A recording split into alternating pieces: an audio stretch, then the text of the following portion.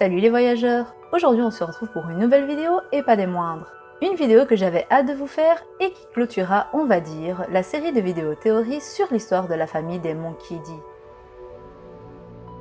On a eu l'occasion de parler de la mère de Luffy, de Garp son grand-père, mais je n'ai pas encore consacré de vidéo à Monkey D. Dragon seul. Du coup, j'ai décidé de me concentrer sur lui et sur les mystères qui l'entourent, afin d'essayer de vous apporter mes réponses aux questions que tous se posent sur Dragon. Qui est-il réellement? Que cache comme pouvoir le criminel le plus recherché du monde? Des questions intéressantes sans réponse pour l'instant dans l'œuvre. Avant de commencer la vidéo, toi cher voyageur qui passe par là, je te vois. Abonne-toi pour faire partie de l'aventure Logpause. Et surtout, montre-moi la puissance de ton acquis du likement si la vidéo t'a plu et active la cloche pour me montrer ton acquis de l'observation. Et pour ceux qui ont le acquis des rois, il suffit de me rejoindre sur Instagram pour me le prouver. Je jure qu'un jour ou l'autre, je changerai ce monde. Monkey D. Dragon, ou surnommé également le criminel le plus recherché du monde, est un révolutionnaire et commandant suprême de l'armée révolutionnaire. Cela fait plus de 10 ans qu'il combat le gouvernement mondial à travers diverses révolutions dans le monde. Son but étant de renverser le gouvernement mondial et donc intrinsèquement renverser Im-sama, ainsi que les Tenryubito et le Gorosei. Son organisation provoque des coups d'état dans divers endroits du monde afin d'atteindre leur but, la chute du gouvernement mondial. Selon le databook Blue Deep, ses convictions sont également basées sur ses croyances. Effectivement, celui-ci est certain et croit pertinemment que la société va devenir ségrégationniste. Ce qui est déjà le cas avec les Tenryubito au-dessus du monde qui se prennent pour des dieux et qui se permettent de considérer toute autre race ou peuple inférieur à eux. Et ce, au point de pouvoir en faire des esclaves pour montrer leurs différences de classe sociale. Dragon, qui voit vers quoi le monde se dirige, a donc décidé de changer le monde, et ce par l'intermédiaire de l'armée révolutionnaire. Il n'est dit nulle part, à proprement parler, que c'est ce dernier qui a créé l'armée révolutionnaire, mais c'est ce qui est le plus probable. Dans ma vidéo sur Garp, j'ai évoqué la possibilité que Garp en soit l'initiateur et qu'il soit le vrai cerveau derrière l'armée révolutionnaire. Ça reste toujours une possibilité à prendre en compte, je pense. Mais vu comment les choses nous sont présentées à travers l'œuvre, Dragon est probablement celui derrière cette armée. Par ailleurs, le concept de paix relié à Dragon est bien plus profond et poussé que ce qu'on l'imagine. Ce dernier est né au royaume de Goya, royaume se trouvant sur l'île de Down et donc sur East Blue, symbole de la paix mondiale. On apprend par la même occasion dans le databook que Dragon y retourne de temps en temps, mais on en ignore la raison. Si par le passé on pouvait dire qu'il regardait vers l'est parce que son fils était toujours sur East Blue, ce n'est plus le cas. Donc qu'est-ce qu'il peut l'amener à se rendre sur East Blue? Serait-ce juste de la nostalgie ou derrière cette action se cache quelque chose de plus profond? Je vais donc revenir rapidement sur ma théorie reliant Im-sama à Dragon. Comme je l'ai souvent répété, selon moi, Im-sama serait inspiré de la reine-mère d'Occident et Dragon lui serait inspiré du roi-père d'Orient inspiré de l'empereur Jade. L'Orient étant l'Est serait donc la région sur laquelle il gouverne et serait donc une région pacifique contrairement à la région Ouest sur laquelle règne Im-sama, reine-mère d'Occident, qui serait donc une région remplie de guerres, de différentes classes sociales et de bien d'autres choses. Dragon n'a pas toujours eu l'influence qu'il a à l'heure actuelle, c'est en s'efforçant d'accroître son influence qu'il est devenu le criminel le plus recherché du monde. Il a parcouru les océans du monde en compagnie de ses compagnons, parmi lesquels on retrouvait déjà à l'époque Kuma et Ivankov. Ces voyages avaient pour but de gagner de l'influence et de recruter des nouveaux membres. C'est d'ailleurs durant un de ces voyages qu'il tombe sur Sabo au royaume de Goya et qu'il en vient à le sauver. Sa rencontre avec Sabo ne fera que le conforter dans ses idéaux révolutionnaires et renforcera sa colère envers le gouvernement mondial. Selon les dires de Kohala, les dragons célestes sont leurs vrais ennemis en raison de l'influence qu'ils ont sur le gouvernement mondial dans son entièreté. C'est donc pour cette raison qu'ils défendent, libèrent des pays, des royaumes ou villages gouvernés par des gouvernements liés au gouvernement mondial, aux Tenryubito ou même encore aux pirates qui sont leurs ennemis également. Après tout, l'armée révolutionnaire n'est d'aucun côté, elle n'est pas du tout du côté des pirates, surtout ceux qui envahissent les pays, les détruisent comme Crocodile, Doflamingo par exemple, mais pour autant est ennemi du gouvernement mondial également. D'ailleurs, le signe astrologique de Dragon nous est donné et il n'est nul autre que Balance, signe astrologique lié à l'air, maître de l'équilibre, du jugement et de la comparaison. Dragon qui est Balance ne recherche que la paix et la tranquillité. Le QG de l'armée révolutionnaire était Baltigo, la route de tous les périls, appelée aussi la Terre Blanche ou le pays des mystères. Le QG était caché de tous et cette île n'était nulle part d'autre que sur Grand Line. C'est d'ailleurs sur cette île que Nico Robin s'est entraîné pendant l'ellipse des 2 ans. Cependant, à cause des actions de Barbe Noire, noir, leur QG a été mis en ruine et nul ne sait quel est le nouveau QG à l'heure actuelle. Le réseau d'information est très développé au point où ils savaient que c'était Monkey D. Luffy qui avait vaincu Crocodile, une information qui était classée confidentielle par la marine et Alabasta même. Ils profitent même du monde de la pègre, que ce soit pour les informations ou pour les armes. Ils font d'une pierre deux coups en arrêtant un trafic d'armes et en profitent pour les récupérer.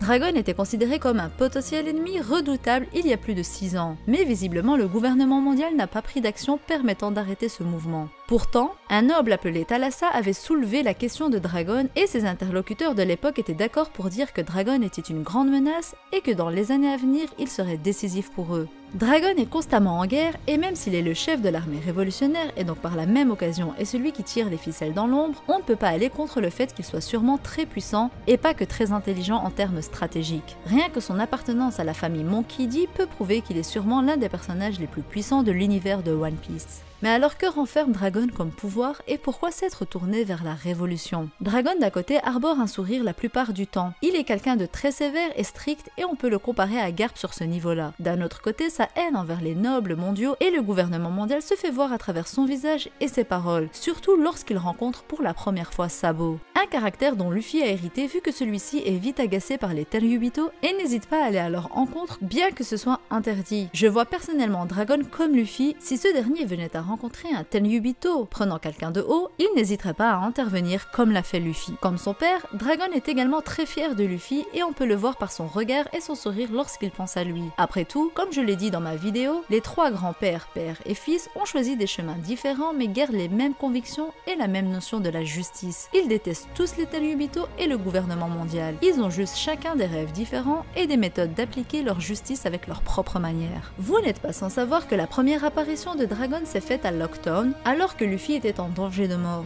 Alors qu'il allait être exécuté sur l'estrade où Roger avait été exécuté, Luffy se fait sauver par un éclair divin. Un éclair qui sans nul doute provient de nul autre que Monkey D. Dragon.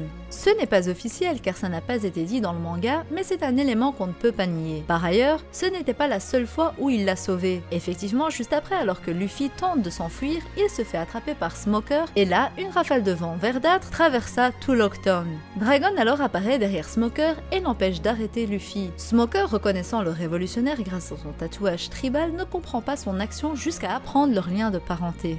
Quand Dragon est apparu, il était donc accompagné de vent, de tempête et de foudre. La question alors se pose, est-ce que son pouvoir est lié à un fruit du démon pouvant contrôler ces éléments ou non? Ce serait évidemment intéressant qu'il ait ce pouvoir, mais serait-ce donc un Logia ou un Zoan? Parlons de la première possibilité, à savoir celle du Zoan mythique d'Odin, dieu de la mythologie nordique. Il serait l'équivalent de Bouddha, Zoan mythique que possède Sengoku. Grâce à ce fruit d'Odin, Dragon serait capable de contrôler les cieux et d'avoir une force surpuissante et surtout avoir un savoir énorme. Mais comment pourrait-on avancer son parallèle si subtilement fait avec la mythologie nordique? Eh bien c'est simple, beaucoup se posent la question, quelle est cette marque que Dragon a sur son visage? Une marque qui peut être catégorisée comme un tatouage. Eh bien cette marque a toute son importance et elle est en effet là pour mettre en avant le lien entre Dragon et la mythologie nordique. Il faut savoir que dans les symboles celtiques, le symbole que Dragon a sur son visage représente la balance et la productivité, comme quoi Oda ne laisse rien au hasard. Sachant que ce symbole appelé Ingwaz représente la divinité Frey, divinité de la mythologie nordique. Il est associé à la prospérité et selon plusieurs sources, il commande la pluie et les rayons de soleil. Comme vous pouvez le constater, on peut facilement faire un parallèle entre Dragon et le dieu Frey qui fait partie de la triade divine au même titre que Odin et Thor. Un parallèle auquel j'ai toujours pensé lors de la première apparition de Monkey D. Dragon, un personnage représentant une divinité et on pourrait même aller plus loin en disant que même si Dragon est effectivement inspiré d'une divinité nordique, il n'en a pas le fruit du démon pour autant. Ainsi, j'aimerais vous parler d'un élément qui me semble important, à savoir les limites du Haki des rois. Vous n'êtes pas sans savoir que lorsque deux utilisateurs du Haki des rois entrechoquent leurs lames, les cieux se fendent en deux. Ainsi, selon moi, Dragon est bien en possession du Haki des rois, incontestablement, et un Haki des rois bien plus poussé que ce qu'il n'y paraît. Une sorte de Haki des dieux, même si le terme est un peu fort.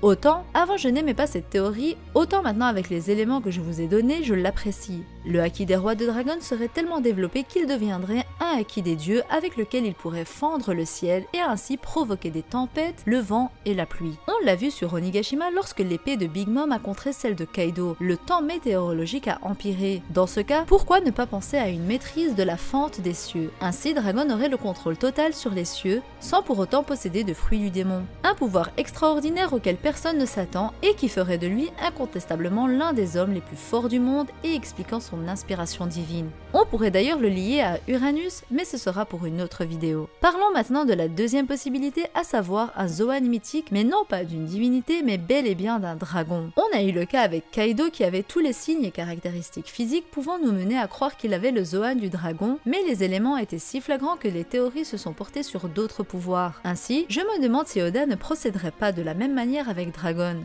Ce dernier possédera un Zoan mythique faisant référence à un dragon, plus principalement ici le Léviathan. Le Léviathan dans la Bible est un monstre marin à plusieurs têtes. Il est considéré comme un monstre colossal dont la forme n'est pas précisée. Il est représenté sous une forme de dragon, de serpent et de crocodile. Le Léviathan est considéré comme l'évocation d'un cataclysme terrifiant capable de modifier la planète et d'en bousculer l'ordre. Un parallèle qu'on pourrait faire avec Dragon qui a pour but le changement du monde et la chute des Tel'Yubito et du gouvernement mondial. Voilà, la vidéo touche à sa fin et j'espère qu'elle vous aura plu. Cette vidéo conclut la série de vidéos sur les Monkey D, sachant que j'ai fait une vidéo sur Monkey D. Luffy il y a plus d'un mois. Qui sait, peut-être qu'une nouvelle théorie sur lui verra le jour. Je vous laisse aller voir la vidéo sur Garp, elle s'affichera à la fin de celle-ci, donc n'hésitez surtout pas. Bien évidemment, la série touche à sa fin, mais ça ne veut pas dire qu'on ne va plus parler de ces personnages. Bien au contraire, l'aventure ne fait que commencer et j'ai plein d'autres théories en réserve. Je compte sur vous pour vous abonner si ce n'est pas encore fait et surtout à activer le haki de l'observation en appuyant sur la petite cloche. Je compte aussi sur vous pour me montrer votre haki du likement et me montrer ô combien vous avez apprécié la vidéo. Sur ce,